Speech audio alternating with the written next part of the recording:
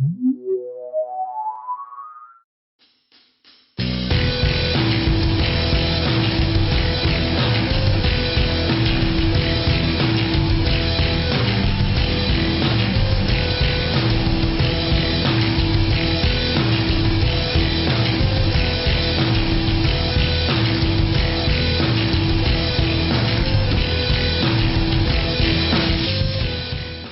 guys, welcome to another episode of Devall's Collection Expansion Extravaganza right here on ToyWorldOrder.com. Welcome one more time, welcome one more time, my lovely wife, Hello. Miss Carrie Devall. Hi. Hi. How are you? Good. Yeah, that's wonderful.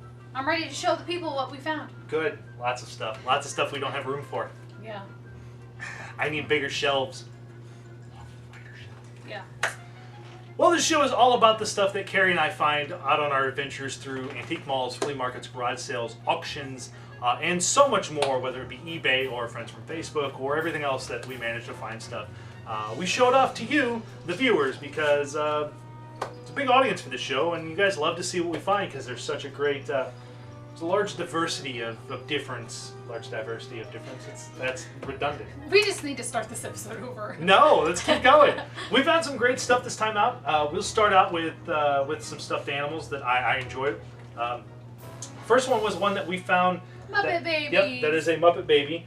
That was Baby from. Kermie. I can't remember who this was from. If it was a Pampers. It was a Pampers giveaway.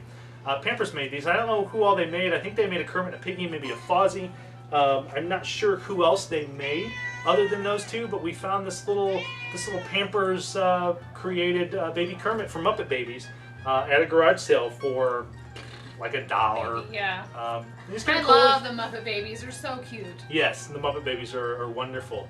But, ladies and gentlemen, welcome back to the show, Ethel Devall. Hi, welcome. It's her second appearance Apparently now. she wanted to rub on Kermit. Okay. Well, this is wonderful. We'll say hi to the camera. Yeah, say okay. hello. Okay, Good let's. deal. Yep, let's out. Your out. tail's swishing in my face. Claws.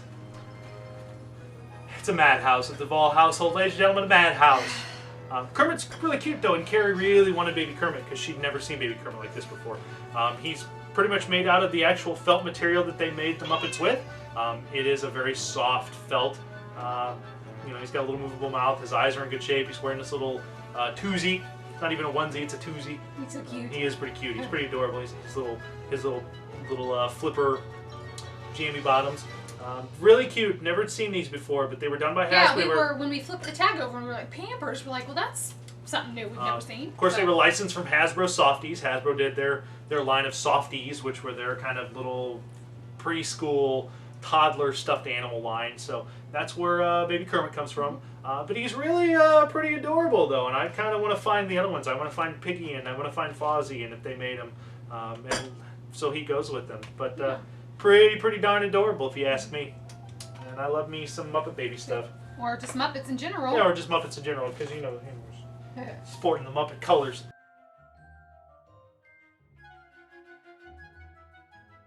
Some of the things we find we're always amazed by. One of them we found was this loose Care Bear, which is actually, I want to say, I looked his name up. I can't remember his name. He's a vintage Care Bear. He's from the 80s. I want to say it's Surprise Bear. And she's actually very cute.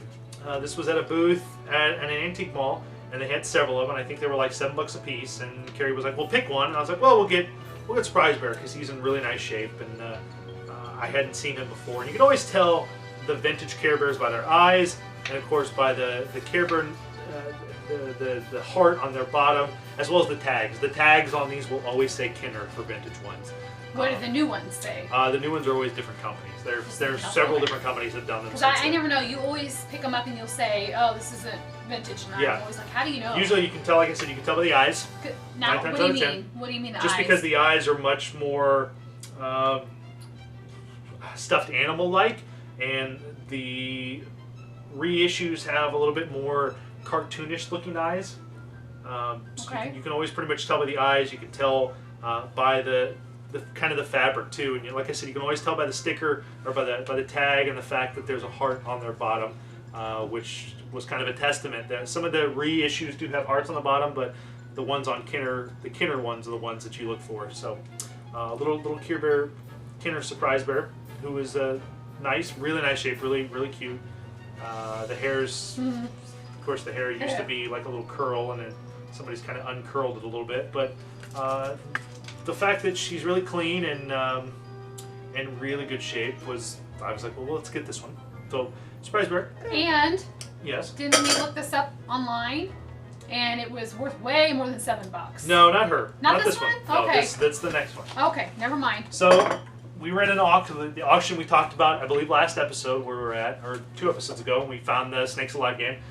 This little darling was there as well, and it was a mint and box Grams Bear. Now she's missing her scarf, but she is completely, the box is in really nice shape. These boxes are hard to find in nice shape because the fact that they are such flimsy cardboard. They were just made so they would hold the stuffed animals in transport.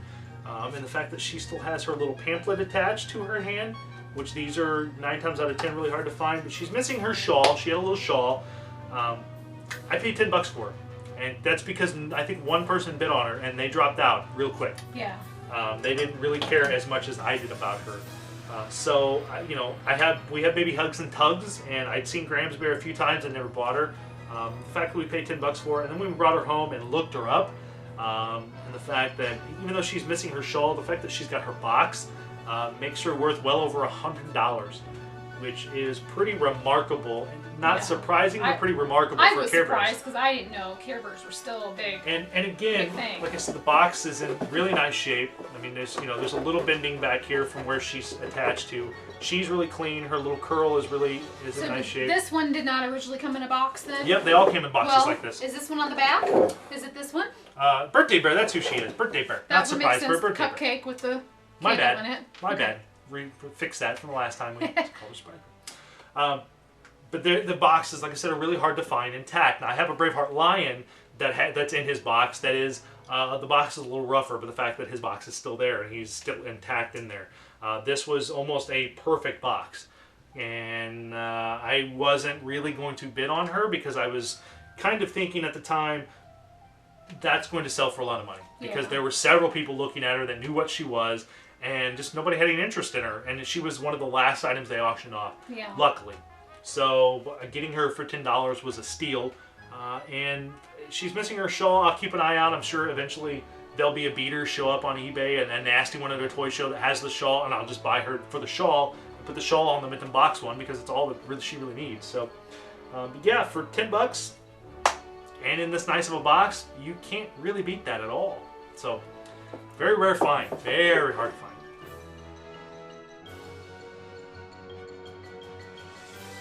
A couple more Care Bear items for you. Staying on the Care Bear thing. Yep.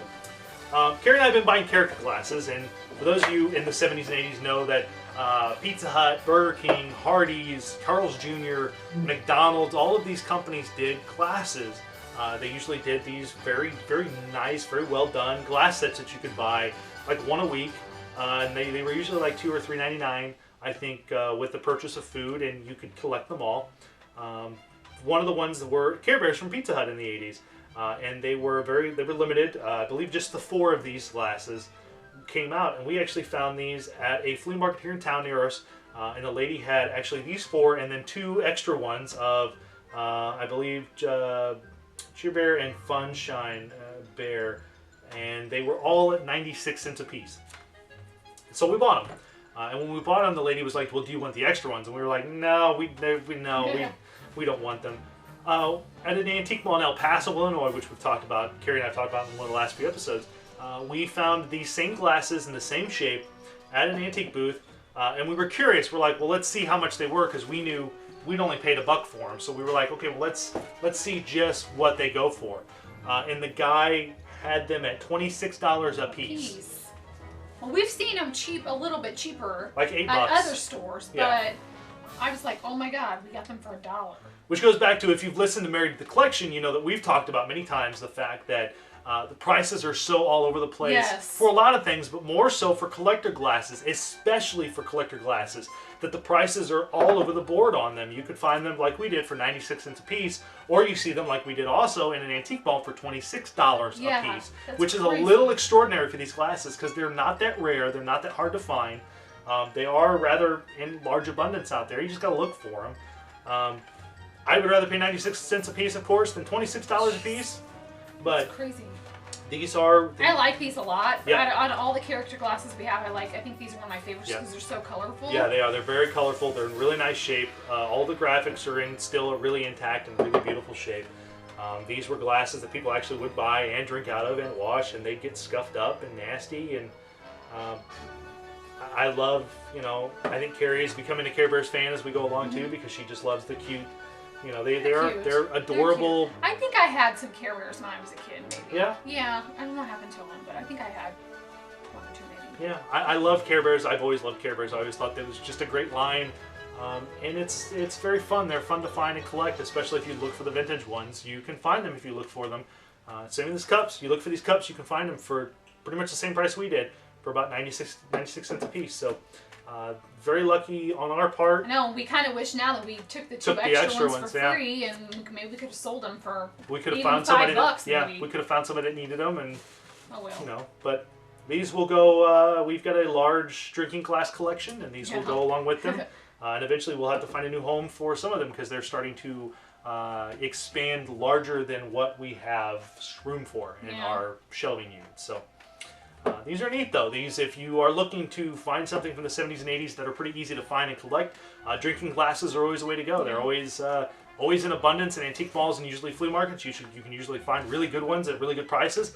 And they're, like I said, they're really easy. They take up not a lot of room on a shelf, and put them on a shelf where they're not going to fall, and they just make really great conversation pieces and are really attractive to look at. So very cool.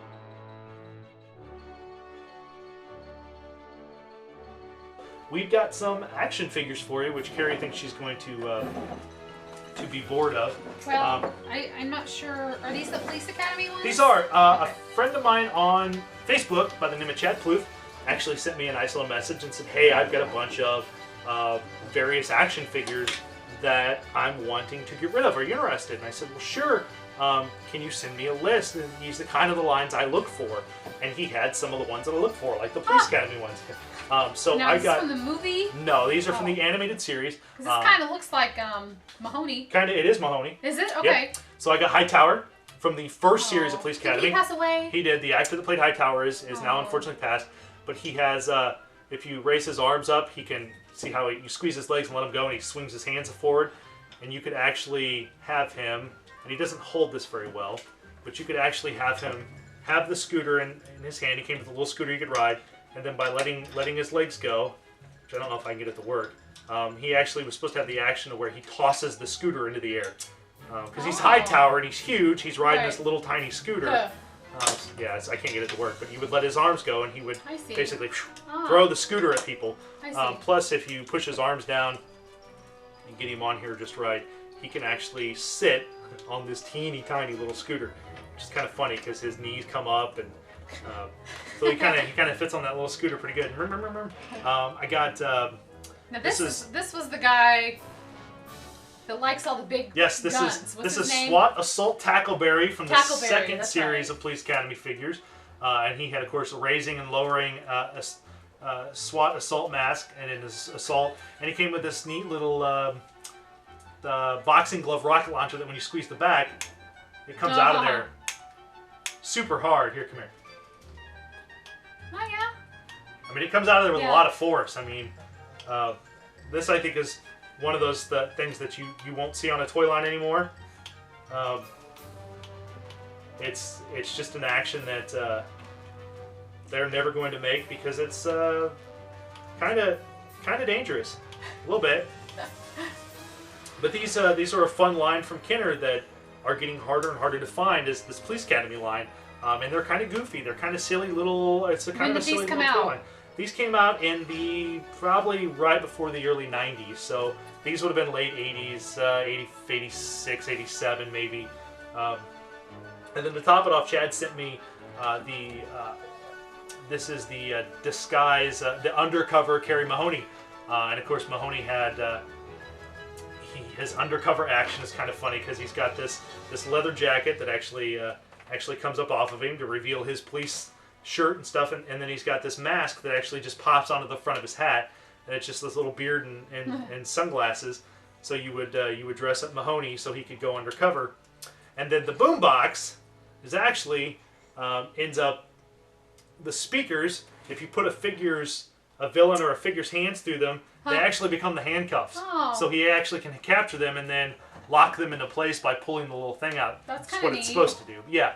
So this is a very collectible line from Kenner. It's one of those late Kenner lines that more and more people are kind of looking for. This, Bill and Ted's, the Bill and Ted toy line. These are just some fun action figures, and I really, really like this line. I'd like to get them. I'd like to eventually get all of them down the road, just because it's just an odd, fun, cute little line that had some neat little action figures, action features, and there was a cartoon based on it. And again, it's one of those weird toy lines that they made from a movie that was R-rated, which happened a lot in the 80s. A lot of R-rated films ended up as cartoon shows. Rambo, Police Academy, RoboCop. Just, lots of crazy stuff. So thanks to Mr. Chad Pluth for the Police Academy figures. I've got a few more for you from Chad that he sent me.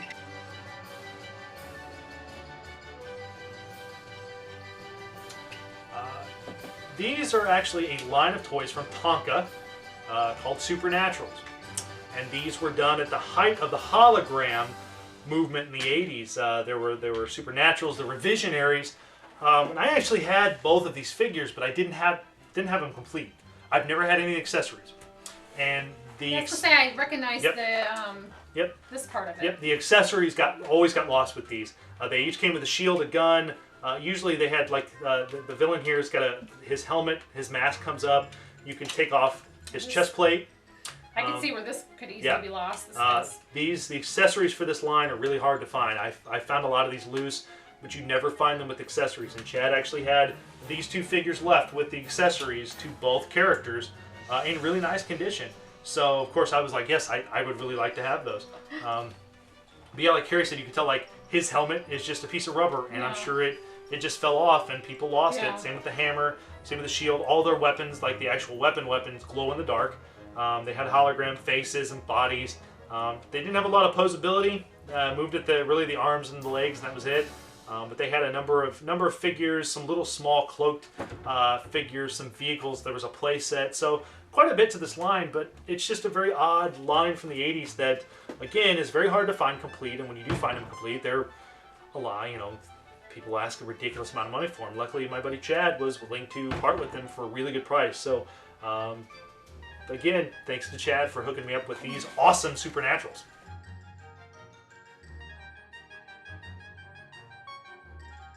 One more set of figures from Mr. Chad Pluth.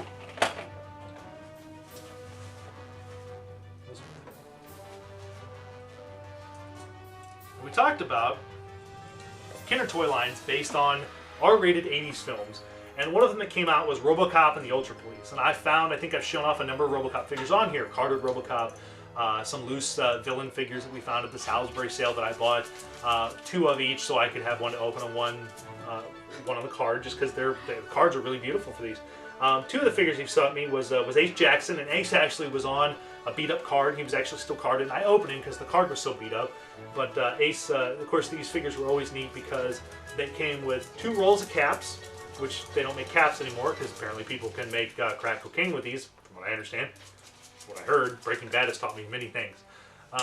Really? Yeah. Huh. But the caps, they actually had, each character had a backpack that came out. The caps would go in the backpack. You'd slap the backpack down, and then the caps would pop. So it sounded like they were firing their weapons. I see. Yep. These figures. So did they make more refillable ones? Yes, they made ones that they made sets of caps you could buy that were refills. Bad thing with some of these Kenner lines is that Ace will not hold his weapon very well at all because the way his arms are shaped and the way the weapon's shaped, so he kind of holds his weapon off to one side. This was another line that's very cool that people don't give a lot of love to.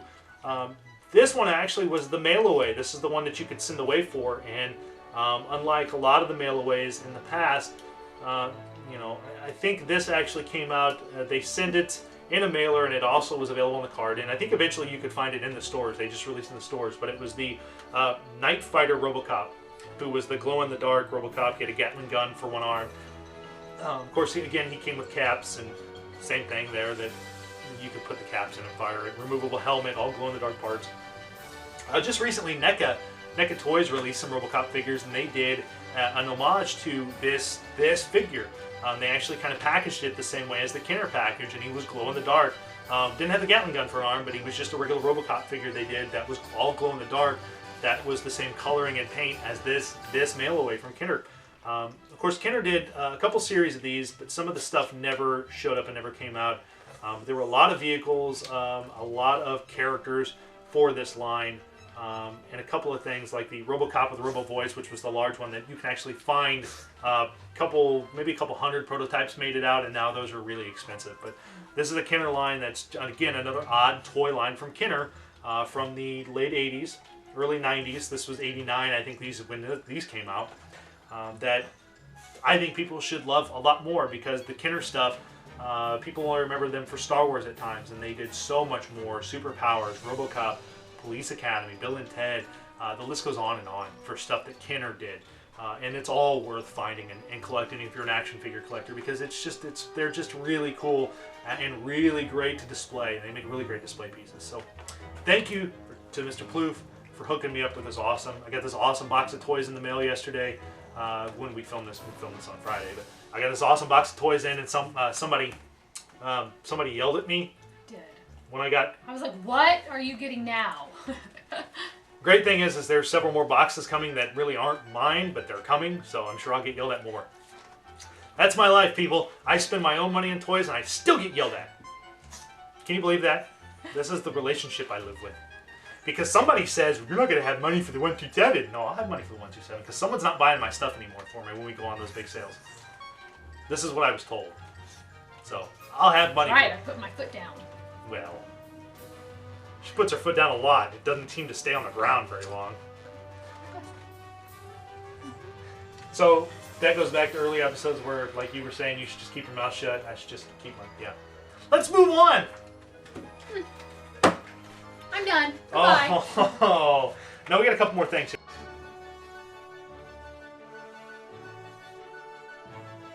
Thing. Yes, this actually came. This is another odd toy line. Let's move all these guys. This was a Hasbro line that's getting harder and harder to find and more expensive as it gets older. Hasbro, of course, during the height of Ninja Turtles, when Playmates was at the height of everything, Hasbro actually licensed an old comic called Bucky O'Hare, and there was an animated cartoon called Bucky O'Hare and the Toad Wars, and there was a whole lot of licensing and a lot of figures. And this actually is one of the larger vehicles that's really hard to find. I now have both vehicles from this line again. I had them when I was younger, when I was a kid. I had this whole line, and all I had left was the action figures. They seemed to survive, minus a couple weapons and I think one figure. But I managed to get both of the vehicles, and this actually, the Toad Double Bubble, actually came via my buddy Pixel Dan again, like last episode. This came out of the same auction that he won. He had two of them. He got a case of them, basically. They were 2 per case. And he was like, do you want the other Double Bubble to kind of help offset the cost of the auction? And I was like, yeah, I'll pay you, half of whatever it cost you. And I think it was 25 bucks. But had it not been for Danny, I would not have this Double Bubble, because this actually is a very expensive item on eBay. Usually these go for like 75, 80 bucks. Just for it loose, and it really is a cool vehicle. I mean, you can put 2 toads in the bubbles, and it's got capture claws that fire out, and some great stickers and moving guns, and of course, if you can hear it, it croaks. Yeah, it does. When you move it left and right, it's got a mechanism in there, like a little noise thing that croaks. And I've actually got the other vehicle for this line, which was the I want to say it's the Toad Stomper, but it's not what it's called. We'll show that in a later episode. But both vehicles had little special features to them. This was a great line. This is another odd toy line, and while not Kenner like we talked about, it's a Hasbro line, and it's just an odd Hasbro line that people are collecting that are buying Ninja Turtles because they were the same size and scale and kind of almost the same poses as Ninja Turtles. To a degree, so people kind of put them with their Ninja Turtle stuff because they go so well with them, and that's what people look for, is this stuff.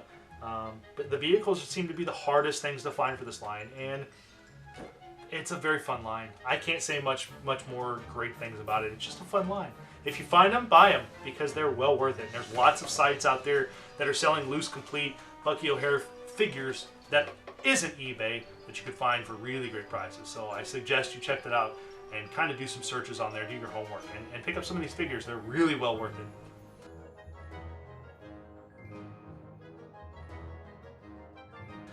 One more thing to end this episode. This goes back to a flea market that Carrie and I were at, a little garage sale that we went to that we found a lot of good stuff at. And this was just a really odd board game that we had never seen before. And Carrie really wanted me to buy it because it was, well, she did, you did. You were like, you should buy the Mystery Mansion one and not buy the other ones you buy. Because I bought a couple other ones, and she's like, you should buy the Mystery Mansion one because that looks the most fun. Because we actually do play the board games that we buy. We do. At least once. Yes. Just to try to play them once, just to kind of fun. Yeah, just for fun to know what we're dealing with. Mystery Mansion was a game. This was released. I'm not sure if this was 84 is when this game came out, 1984. And Mystery Mansion is unique in the fact that there's not a game board for this. There's not a game board at all. It literally is a series of these little cardboard rooms that connect via, they just sit next to one another and they're constantly moving. There's a bunch of we've not played this one yet, so there's it looks neat. There's a bunch of plastic stairs that you would use to connect. You would be able to walk from room to room. It's just a really kind of maybe like a Clue type game, sort of. Kind of, yes, kind of a Clue game. But again, it's just it's such an odd game that I'd never seen before. That we were like, oh well, let's get this game because it's kind of cool. It looks fun. Yeah, it looks like a lot of fun. But there's all of these little cardboard rooms. They're all different. Library, and study, and you've got, of course, your basically your entrance to the mansion that would go underneath like the first room. So you would come in the mansion and that would be the first room you come into. So it is a very unique game. The fact that it doesn't have a board, the fact that it's a 1980s game, it challenges you to build a Victorian mansion room by room, and you search those rooms for hidden treasure. So it's really is a cool game, and we're going to get around to playing this eventually. We paid $1. We paid $1 for it. We paid $8 for this game. And everything's there. Yep, everything is there. I think the reason we hadn't played this one is because you needed more than 2 people. Yes, you can't just play with 2 people. You have to have 3 to 4 players for this one. So we will get around to playing this once we find another player. Maybe one day Dave, the old grumpy Drapers over here, we'll sit him down to play a board game with us, which should be very interesting. This just another one of those odd board games that we found, and again it goes back to the fact that this was bought during the time where I was told I have to stop buying board games. You quit mentioning that. No, it's a lot of fun. It makes me happy. Well, you know what? It's not fun when you buy them when I'm not there. That's true. Carrie likes to be there to look. I like to be there. Like, it's okay if you buy them when I'm with you, but it's when you come home with like 5 or 6 and I didn't get to be there. Or I'm 15 like I did from Salisbury. Yeah. Just stacks of them, and she's like, "Oh my god!" That was there's some cool board games. Yeah. Well, they were cheap. I know, but I wasn't there. I know. Carrie likes to be there to find all the stuff. So.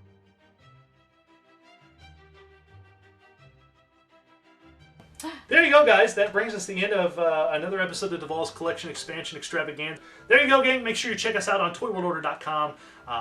Lots of great stuff there. Podcasts like Dave and Devall's Toys and Collectibles as well as Married to the Collection with myself and Miss Carrie Devall here, where we talk about what it's like to be married to me and what it's like to turn someone who's not a collector into a collector.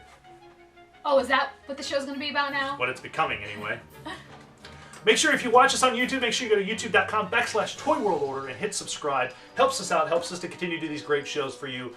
We got lots of great upcoming shows that are original programming coming just to ToyWorldOrder.com, so make sure you check that out. And gang, until next time, keep digging, because not only will you not know what you'll find, but you never know who will help you out in finding what you need. So thanks to Chad Plouffe for hooking me up with some great toys, and until next time, gang, take care.